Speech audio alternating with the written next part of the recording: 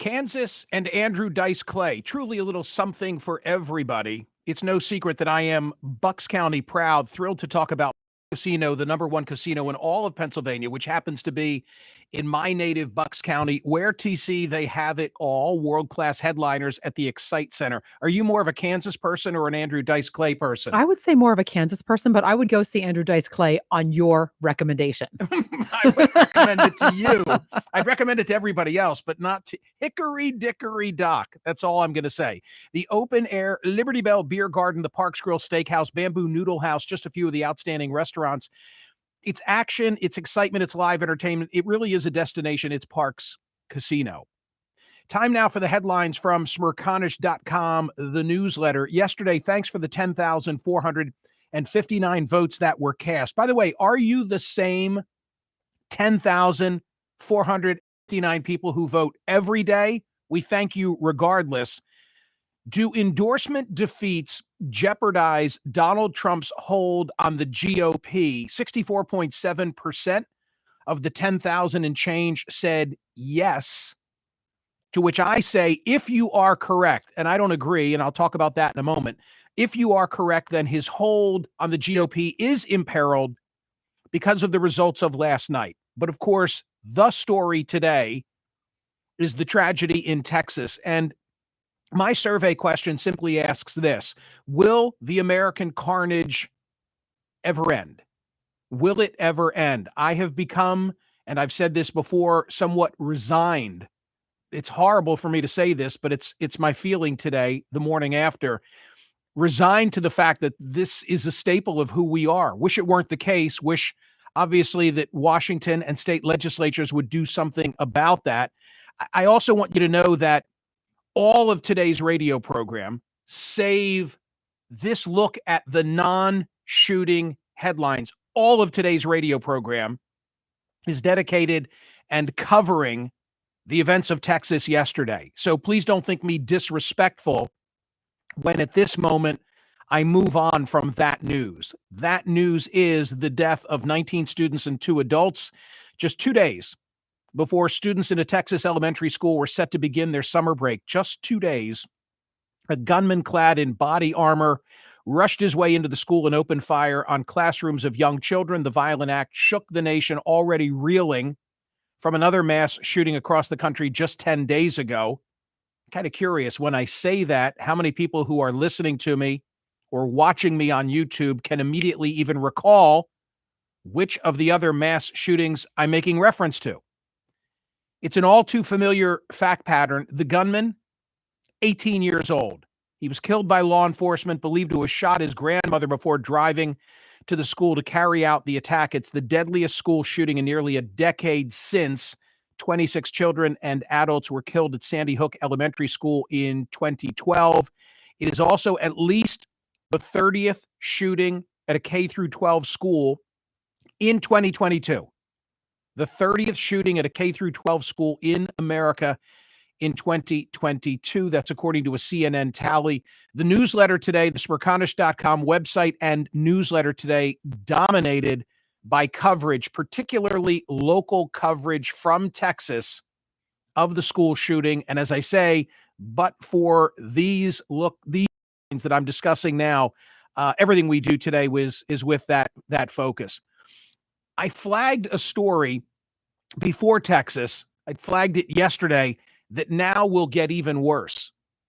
And this subject is the lessening interest, concern of Americans as to what's taking place in Ukraine. I've been saying on radio that I'm worried that we're losing our focus on what's going on in Ukraine with the Russian invasion. Now comes an AP NORC survey that says Americans are becoming less supportive of punishing Russia for launching its invasion of Ukraine if it comes at the expense of the economy. I mean, what's really within these numbers, and read the story at the website, is that Americans are more concerned with what's going on with the American economy than they are with the situation in Ukraine. 45% of U.S. adults say the nation's bigger priority should be sanctioning Russia as effectively as possible, while slightly more, 51%, say it should be limiting damage to the U.S. economy. People concerned now about where is that $40 billion that was just put on our tab by lawmakers in Washington? Where exactly is that coming from? And can we afford this level of support? In April, the numbers that I just referenced were exactly reversed. In March, shortly after Russia attacked Ukraine, a clear majority, 55%, said the big priority should be sanctioning Russia as effectively as possible. The shifts in opinion reflect how rising prices are biting into American households. Henry Kissinger, still alive, still with us. Do you remember me telling you, I'm sure I told you, about paying a courtesy call on him by now, probably 10 years ago? He was older then. I was going to say. I'm not sure how old he is today. But what were the circumstances? The circumstances were that along with my book club, half a dozen of us. Your book club gets around. The book club is often been a subterfuge for gaining access to prominent people. Okay, and it worked. I mean, we paid a courtesy call on Boris Johnson when he was London mayor. As one does. Right. Okay, so where did you see Henry Kissinger? Yes. In his Manhattan office. And what? Very gracious, had a half-hour foreign policy conversation, had him sign one of his books that we had read at the time. Wow. Very, very gracious, that German accent with which we're all familiar. Sure. So Henry Kissinger is now weighing in and saying Ukraine must give Russia territory. That in order for this to end, Ukraine needs to be, his word, not mine, reasonable with Russia. Wow. Veteran U.S. statesman Henry Kissinger has urged the West to stop trying to inflict a crushing defeat on Russian forces in Ukraine, warning that it would have disastrous consequences for the long-term stability of Europe. Quote, negotiations need to begin in the next 2 months before it creates upheavals and tensions that will not be easily overcome. Ideally, says Dr. Kissinger, the dividing line should be a return to the status quo ante.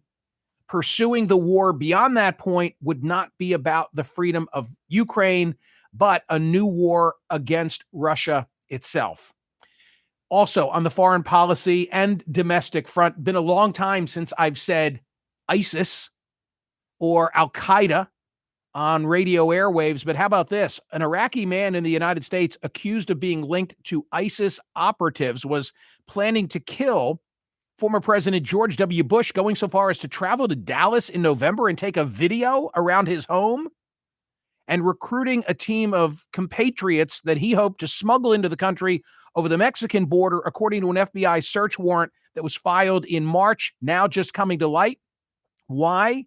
He felt the former president was responsible for killing many Iraqis and breaking apart the country after the 2003 U.S. military invasion, according to the warrant. A lot of news today on the domestic primary front. Let me begin with Pennsylvania, and then I'll move to Alabama and Georgia. There's a great piece in the Smerconish.com newsletter today written by Steve Ulrich. It comes from politicspa.com. He's the managing editor. And it is a deep dive into voting by mail in Pennsylvania. And if you appreciate the very basics of what he sets forth, then you'll understand the current dispute between Dr. Oz and Dave McCormick. You know that the margin between the two Republican candidates vying to be John Fetterman's opponent is less than 1,000, somewhere in the 950 or 980 range. How many ballots have yet to be counted? Nobody really knows. There will be a recount. Whether Oz holds on to that lead remains to be seen, although I said yesterday, and I still believe it today, I'd rather be Oz than McCormick at this stage. And that view, that perspective of mine has changed, because it seemed like there was enough momentum after the election, immediately after the election, that McCormick was going to eclipse Oz, but I no longer believe that to be the case. It's unclear. I mean, it's just unclear. Anything can happen. So in this piece at Politics PA, they go through the instructions for voting by mail. Step 1, read the instructions carefully and mark your ballot. Be sure to complete the front and back of each page. Okay. Step 2, seal your ballot in the inner secrecy envelope that indicates official election ballot. Don't make any marks on the secrecy envelope. Your ballot must be enclosed and sealed in the inner secrecy envelope that indicates official election ballot. In other words, you don't just take your ballot and put it in a number 10 envelope and send it off. It goes in the secrecy envelope so that theoretically the people who are opening them up don't correspond the exterior of the envelope with the secrecy envelope inside, so that even the people who open the ballots don't know whose ballot it is. Do you follow what I'm saying? Yeah, that makes Now, sense. if you don't use the secrecy ballot, Then what? tossed. That's it. That's the rule in Pennsylvania. And everybody seems to agree on that. Okay? Because they're clear. They just have to be really clear on the instructions. Okay, now let's go to step 3. Step 3. Seal the inner secrecy envelope in the pre-addresses outer return envelope. Complete, sign, and date the voter's declaration on the outside of the outer return envelope. If you do not sign and date below the declaration on the return envelope, your ballot will not be counted. Seems pretty clear, but what if you do not put date on the return envelope or put your birth date? That's the issue in Pennsylvania. In other words, in this election, unlike what happened in 2020 in the midterm, where the time period was extended because of the pandemic, we are talking about ballots that were received by election day. Okay, so there's not a question as to whether it came in. What it lacks is the voter having dated the exterior of the envelope. And McCormick is saying, count them regardless. And Oz is saying, don't count them. Why? Because McCormick is doing decidedly better among mail-in ballots than is Oz. And now the state party and the RNC are coming down on the side of Oz. Why? I think because they think Oz is going to win and they don't want to piss him off. Secondly, I think they don't want to set a precedent where all of a sudden term in the presidential election, they're opening the door to other, non-strict compliance with Pennsylvania law. One more fly in the ointment, if I may. Pennsylvania law heretofore has been pretty clear that if you don't follow these exact instructions, then the ballot won't be counted. But a week ago, the Third Circuit, which is the Federal Court of Appeals, in an unrelated case, a 2021 judicial case, decided that you should not throw out a ballot because the voter didn't write the date on the exterior of the envelope. So, are you going to go with the way Pennsylvania law has been heretofore, or the Third Circuit's interpretation of it? Oz and McCormick are disputing exactly how this all ought to work. But I bring you that explanation because therein lies how Pennsylvania is going to be sorted out. Okay? Still don't know the victor. Oz has the upper hand. Fetterman awaiting, the decision as to who his opponent will be. By the way, just one other thing on Pennsylvania. I saw, it's kind of funny. I was just thinking of when our kids were younger and when we were in the what is it in New Orleans? The French Quarter? Yes. What's the street? Bourbon Street. Bourbon Street. How could you forget? We were in Bourbon Street, and one of our sons, who now has graduated from grad school, so it's been a while. I'll never forget him saying as we walked past a storefront window, "Dad, I think I just saw something I wasn't supposed to see." Yes. Anyway, yesterday I saw something I wasn't supposed to see. How so? Which were some numbers from Pennsylvania relative to, post-election. What's the standing of all of the above candidates, their favorabilities, how they square off against one another, how did you et cetera, see et cetera, something et cetera. you weren't supposed to see? Just let me keep rolling here. The Mastriano-Shapiro race, if the data that I saw was accurate, and I believe that it is very close at this moment in time. Yeah, is very close. Yeah. That I'm not sure that surprises me because so many people said, actually, I think you said that there's no way Mastriano could win a general. I may eat those words. Wow. I may eat those words. Again, a zillion years are on the clock, politically speaking. Wow. In Alabama, Mo Brooks is indeed Lazarus because Mo Brooks had Donald Trump's endorsement. Trump withdrew it when Brooks started to say, let's move on from 2020. So he went on sort of the blacklist of Trump, but he's going to face Katie Britt in a runoff election because Mike Durant faded. What does all this mean? It means just like in Pennsylvania, where Oz and McCormick were spending all that money against one another, and it gave a path, albeit temporarily, to Kathy Barnett, and then she couldn't withstand the scrutiny. Durant had money spent against him. He faded. Brooks filled the void. What is the takeaway that everybody needs to know? Alabama, a loss for Donald Trump insofar as he didn't want Brooks to be competitive, and he was. And of course, the shooting in Texas spared Trump a pundit shellacking that he would have received last night because of Georgia. And by the way, don't misunderstand what I'm saying. Of course, President Trump didn't wish for the events in Texas. I'm just saying that the narrative that was teed up on cable television last night was going to be one of what a disastrous night for Donald Trump, because Brian Kemp and Brad Raffensperger, like his two arch enemies in Georgia, both were successful. So I'm sure that is just a delayed conversation that will play itself out at some point in the future. I recommend a Gabe DeBenedetti piece that is in the newsletter today from New York Magazine that talks about the 2024 vis-a-vis Joe Biden, President Biden.